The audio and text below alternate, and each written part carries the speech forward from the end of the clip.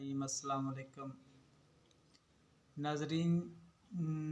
जैसा कि आप देख रहे हैं कि मेरे साथ ये भाई साहब मौजूद हैं, तो माशाल्लाह बड़ी पर्सनालिटी है इनकी। तो इनसे बातें करते हैं और मज़े मज़े की जवाब सुनते हैं इनसे। तो अस्सलाम वालेकुम। वालेकुम सलाम। क्या हाल है अली भाई? जी अल्लाह का शुक्र। आप सुनाइए कैसे हैं? ठीक हैं? बस अल्हम्दुलिल्लाह। कैसा चल रहा है निज़ाम ज़िंदगी का? ज़िंदगी का निज़ाम माशाल्लाह बड़ा अच्छा चल रहा है, अल्लाह का बहुत शुक्र है। लेकिन आजकल जो महंगाई ने तंग किया हुआ है गरीब आवाम को, अमीर तो बहुत ही खुश हैं, अपने घरों में बैठे हैं। अमीरों के लिए गरीबी तो होती कोई नहीं है और गरीबों के लिए है गरीबी। हमारे जैसे जो लोग हैं, गरीब बंदे जिनका गुजारा नहीं हो रहा, तो बाकी महंगाई इतनी बढ़ गई है कि ना गरीब बंदे की पहुंच से हर चीज़ बाहर है।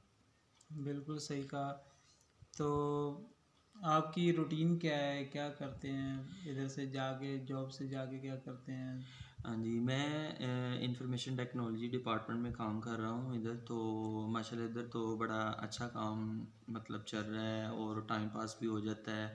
और इस इधर से फ्री होके मेरे पास ट्यूशन्स के लिए बच्चे आते हैं। मैं बच्चों को एज ए टीचर भी हूँ, टीचिंग भी करवाता हूँ पार्ट टाइम। मतलब ना मेरे पास बहुत सारी क्लासेस के बच्चे आ रहे होते हैं, जिसमें छोटे बच्चे भी हैं, बड़े बच्चे भी हैं, वो पढ़ लेते हैं। तो इधर का भी कुछ महीने के एंड पे जो मुआवजा होता है उसमें ऐड हो जाता है। फिर ट्यूशन की फ़ीसेस भी होती हैं बच्चों की, वो ऐड हो जाती हैं। उससे माशाल्लाह बड़ा अच्छा गुजारा हो जाता है।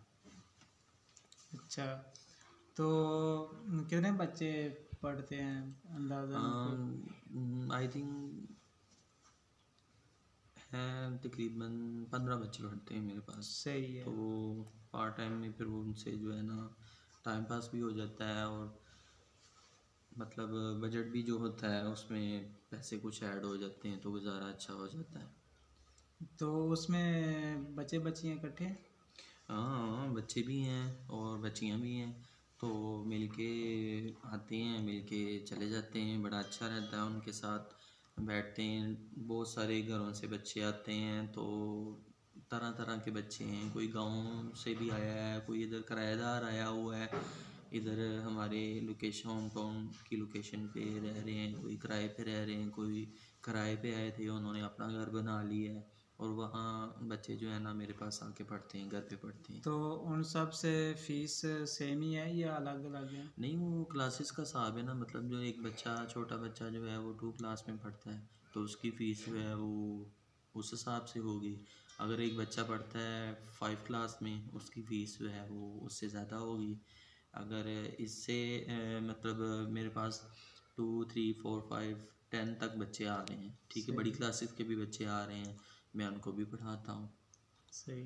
अच्छा, तो उसमें बच्चे बच्चियाँ जैसा कि आप कह रहे हैं कि इकट्ठे पढ़ते हैं, मेरे पास आते हैं, तो उसमें से आपको क्या लगता है कि बच्चे ज़्यादा ज़हीन हैं लड़के या लड़कियां ज़्यादा ज़हीन हैं? लड़कियां जहाँ तक हैं उनका जो ज़हन है, ज़हनी सतह है उनकी बड़ी अच्छी होती है। उनको एक पढ़ने का शौक़ होता है।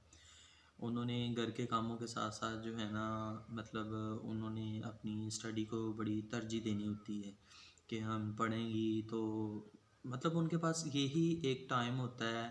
माँ बाप का जो आबाई घर होता है ना बच्चियों का, वो यही होता है कि अपने घर में हम काम काज तो हमने करने ही होते हैं, तो इससे हट के जो एक्टिविटी है ना वो उनकी एक पढ़ाई की आ जाती है।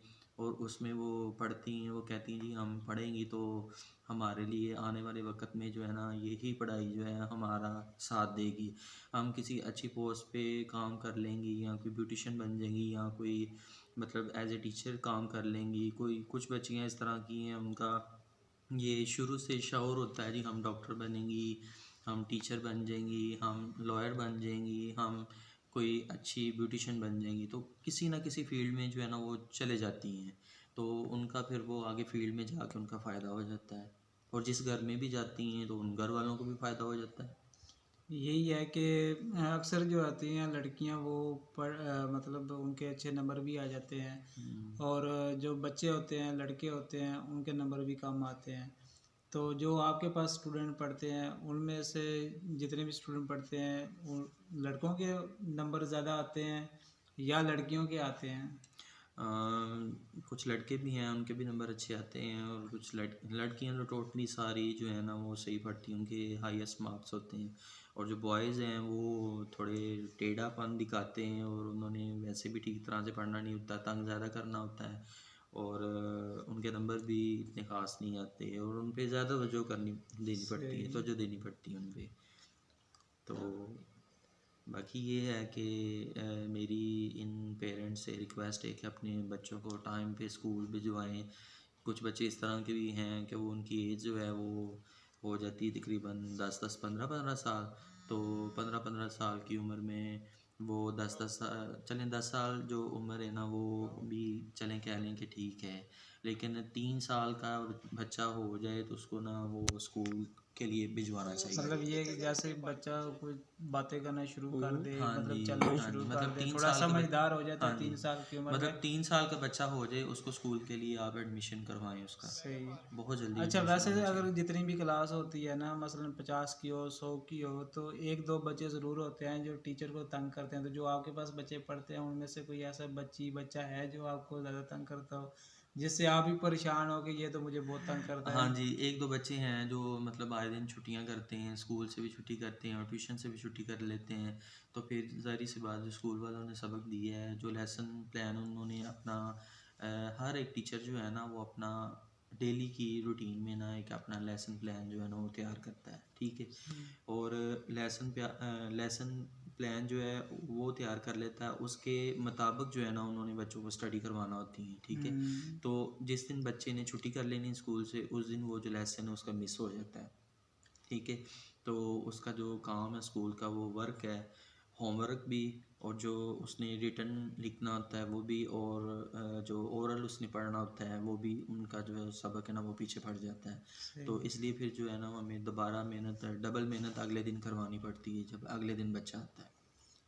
चलें जी नाजरीन, आपने इनकी बातें सुनी। एक बात से मुझे बड़ी वो इत्तेफाक हुआ है कि जब बच्चा 3 साल का होता है तो आजकल जो वैसे जो बच्चे हैं वो 3 साल की उम्र में अच्छे खासे समझदार हो चुके होते हैं और बोल भी सही लेते हैं। जी बिल्कुल। तो अगर वालिदैन उन बच्चों को इस उम्र में जानबूझ के, अगर किसी और मजबूरी से ये जानबूझ के दाखिल नहीं करवाते, कई बच्चे वालिदैन होते हैं कहते हैं जी अभी छोटे हैं, 2 साल और उम्र हो जाए फिर स्कूल में डाल देते हैं।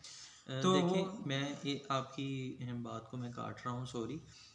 इस इसमें ना मैं एक और चीज़ एंटर करना चाह रहा हूँ कि देखें, अगर आप बच्चों का एडमिशन स्कूल में नहीं करवाते, किसी अच्छी एकेडमी में एडमिशन नहीं करवाते, तो उसका नुकसान ये होता है कि बच्चे की जो सोचने, समझने, सीखने की उम्र होती है ना, यही एक टीन एज जो हमारी स्टार्ट से हो रही होती है। मतलब बच्चा अगर 1 साल का है, 2 साल का है, 3 साल का बच्चा हो जाए तो उसको काइंडली स्कूल में एडमिशन करवाएं, अच्छी एकेडमी में एडमिशन करवाएं, ताकि बच्चा जो है वो ठीक तरह से पढ़ सके। यही एक बेसिक चीज़ें होती हैं। जब बच्चे की बेस अच्छी बन जाएगी तो बच्चा आगे जाके भी ही ठीक पढ़ेगा। जब बच्चे को मतलब लेट स्कूल में एडमिशन करवाएंगे ना, तो वो बच्चे की जो सीखने की उम्र है वो जो है ना वो ज़ाया हो जाएगी। हम्म, चलें जी, बहुत शुक्रिया अली भाई आपका भी, और नाजरीन आपका भी। आगे पे गुजारिश है कि आप भी चैनल को सब्सक्राइब और लाइक ज़रूर कर देना, और फेसबुक पेज पे अगर नए हैं तो फॉलो ज़रूर कर देना।